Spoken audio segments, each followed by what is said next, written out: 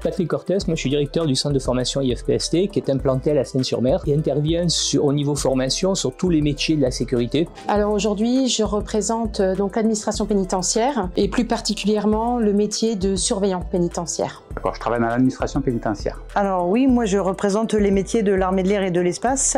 Je suis conseiller en recrutement au CIRFA de Toulon pour l'armée de l'air.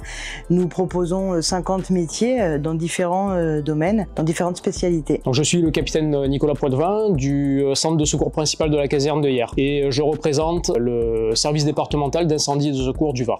Bonjour, moi je suis conseiller en recrutement au CIRFA de Toulon. Donc je suis le maître Stéphanie de la Marine nationale. Je représente le corps d'armée de la Marine nationale sur les bateaux, les bâtiments de surface comme on dira, les sous-marins et aussi l'aéronautique navale. Donc je représente la police nationale, donc, nous recrutons 7000 agents au niveau national, au niveau de la police opérationnelle, scientifique, technique et administrative.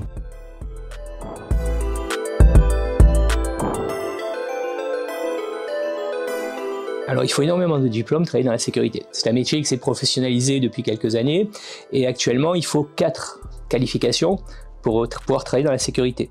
La première qualification qu'il faut, c'est en fait obtenir une carte professionnelle. Pour obtenir cette carte professionnelle, en fait, il faut avoir aucun antécédent judiciaire, ne pas être connu des fichiers police nationale et gendarmerie, et passer une première formation qui s'appelle un TFP, agent de prévention et de sécurité, qui dure au minimum 182 heures. La deuxième qualification qu'il faut, c'est le secourisme. Passer un diplôme de sauveteur secouriste du travail, qui est intégré dans le TFP actuellement. Un diplôme de SIAP, service sécurité incendie assistance à personne, pour exercer la sécurité incendie. C'est un diplôme en complémentarité donc du TFP, qui est le plus important. Et le dernier diplôme, ce sont les habilitations électriques BSBEM. Il faut commencer avec le brevet CAP. Il faut un niveau BEPC, donc le brevet des collèges, ou un équivalent CAP ou BEP. Alors pas forcément parce que nous recrutons de 3e à Bac+5 avec différents statuts, différents niveaux et nous avons des places et des métiers pour tout le monde. Pour entrer dans l'armée de terre, il faut ou pas des diplômes, donc on peut intégrer l'armée de terre avec ou sans diplôme. On peut intégrer en tant que militaire du rang, donc sans diplôme, et éventuellement à partir de 17 ans et demi jusqu'à l'âge de 30 ans. Chez nous, on a 2 catégories de sapeurs-pompiers. On a les sapeurs-pompiers volontaires et les sapeurs-pompiers professionnels. Pour être sapeur-pompier volontaire, il n'y a pas de condition de diplôme.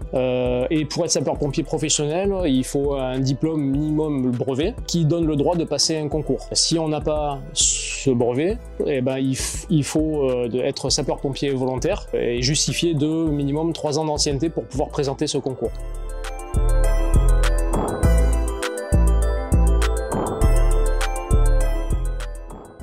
Alors avant tout, un sapeur-pompier, c'est quelqu'un qui a l'esprit d'équipe. C'est quelqu'un qui a de l'empathie, qui touche un petit peu à tout. Et c'est polyvalent quand même. Et c'est quelqu'un qui a une certaine rigueur. Alors les qualités pour être dans l'armée de l'air et dans l'armée en général, c'est avoir envie de servir, aider les autres, être humain, être là pour servir son pays, défendre et protéger les populations et nos biens, notre territoire, que ce soit le territoire au sol ou le territoire l'espace aérien français. Alors dans la sécurité, il faut déjà de la rigueur, il faut être ponctuel, il faut être sérieux et il faut savoir aussi se présenter. Au niveau du surveillant, ce qu'on va demander essentiellement, c'est de l'intégrité, de la loyauté, très important, et aussi une grosse capacité d'adaptation.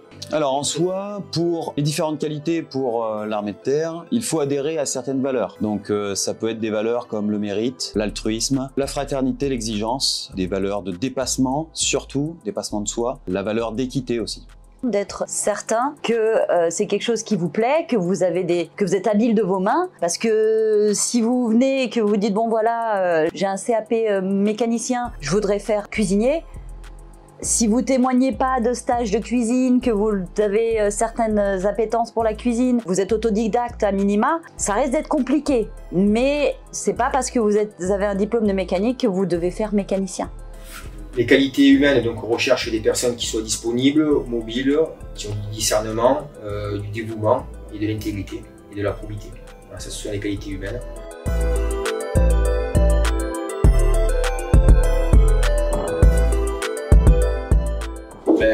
J'allais dire, le métier de policier, c'est le plus beau des métiers. Voilà, donc c'est notre slogan actuellement, effectivement, donc on est métier à vocation. Donc forcément, qui dit métier de service public, dit relation avec le public. Donc il faut aimer le public. Donc on est là pour les personnes. C'est une très grosse opportunité pour les jeunes en fait, parce qu'il y a la possibilité de rentrer avec peu de diplômes au niveau de l'administration pénitentiaire, comme je l'ai dit. Donc ce que j'ai tendance à dire aux jeunes, c'est n'hésitez surtout pas à rentrer dans l'administration pénitentiaire.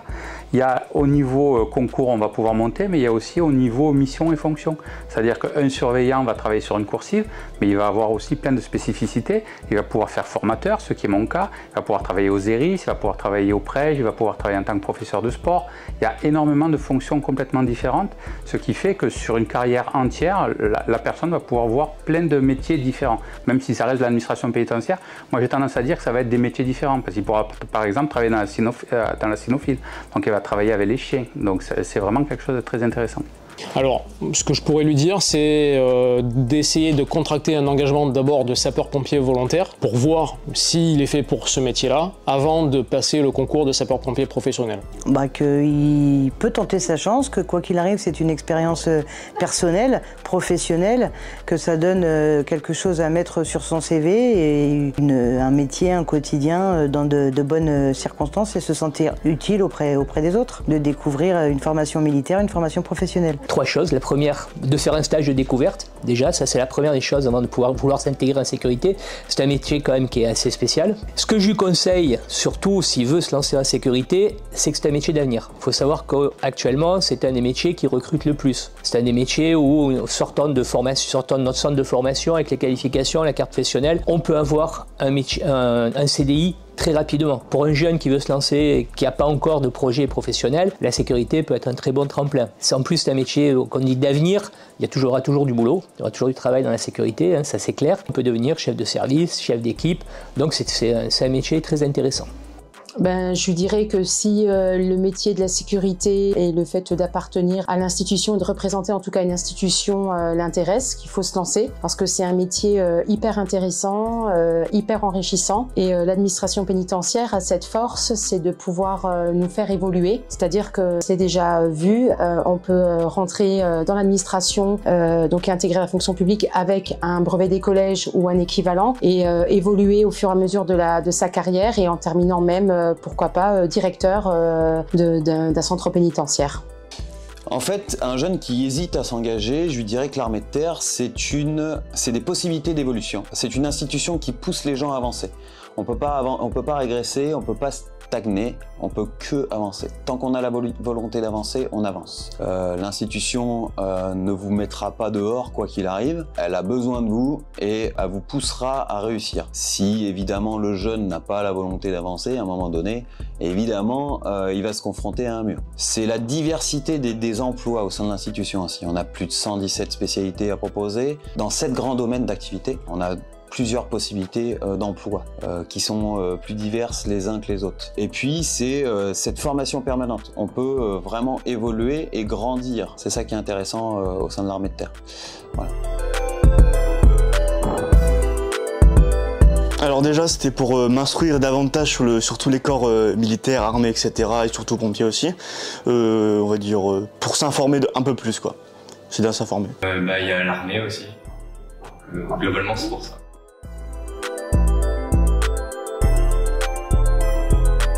J'ai découvert l'administration pénitentiaire. Je pense que, comme beaucoup d'entre nous, on connaît par rapport à la télé, aux infos, ou dans les films, dans les séries, et on ne connaît pas vraiment le métier. Et de les rencontrer, de parler avec eux, ça m'a permis de découvrir le métier. Et ensuite, j'ai pas encore fait le tour des autres corps, mais je les connais globalement de base, vu que c'est ce que je recherche. Ça m'a aiguillé parce que je savais déjà ce que je voulais faire, je me suis déjà renseigné avant sur quelques trucs, mais j'ai pu faire une globalité des choses ici. Du coup, ouais, ça m'a un peu aidé, ouais. Globalement, ça m'a ouvert des portes sur pas mal de choses.